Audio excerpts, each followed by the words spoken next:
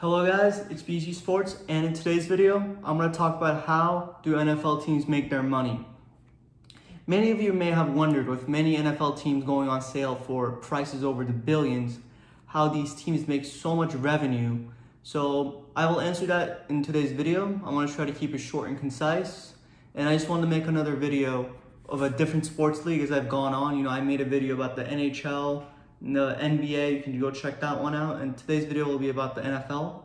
So let's get right into it.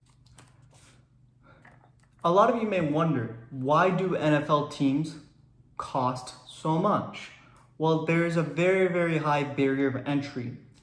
Let's say if you want to buy your own franchise, as I noted before, the last sale transaction for NFL teams was the Carolina Panthers, which sold for $2.2 billion to a new billionaire owner.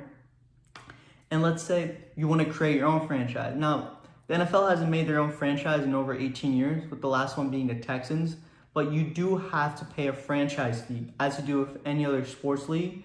The Houston Texans in 2002 paid $700 million to start a new franchise. The licensing fee hasn't always been the same. If you come back to the 1960s, the Cowboys paid about $1 million, 700 times less than what the Texans would pay, many years later.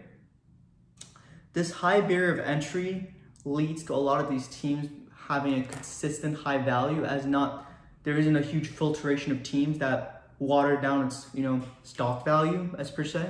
Now, when it comes to how much NFL teams each make, it's a little bit of a mystery, as 31 out of the 32 teams are privately owned, therefore meaning that their national revenue and their local revenue each year is not released to the public. The only exception to this is the Green Bay Packers, which is a non-profit owned by public shareholders. And they themselves do release a report at the end of each year entailing how much they receive from the NFL, how much they make. And according to that report, in the year 2018, each team in the NFL received $255 million in national revenue from the league, which we'll get into. And the league itself made a total of $8.1 billion. And that is with a B. And it looks like CBS, NBC, and Fox, in deal that was cut in 2011, made a commitment to pay the NFL $39.6 billion over 8 seasons, ranging from 2014 to 2022.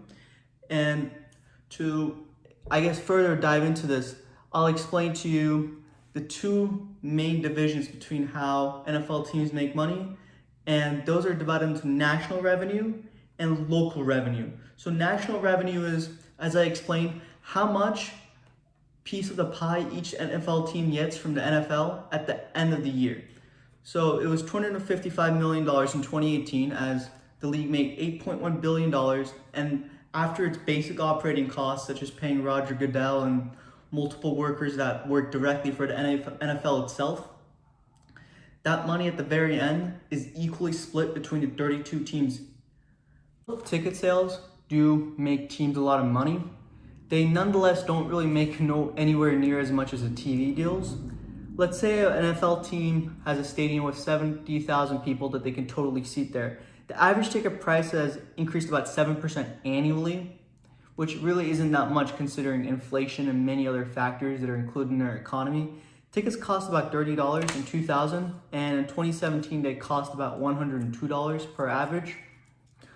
The tickets, as you may notice, are a limited amount to which they can sell. Depends on how big the stadium is. It's not like TV deals. There will never be an unlimited amount of people in a stadium, like how there could be a nearly unlimited amount of people that could watch their game, with their TVs. NFL is trying to expand internationally. They recently had many exhibition games in the UK. The Oakland Raiders come down to Mexico every once in a while to play games there for their fan base. Now that they moved to Las Vegas, I don't think it's going to be as of a common occurrence.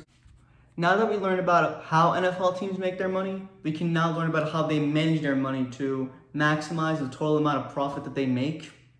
So according to Packers' annual report in the 2017 season, they made a total of $454.5 million.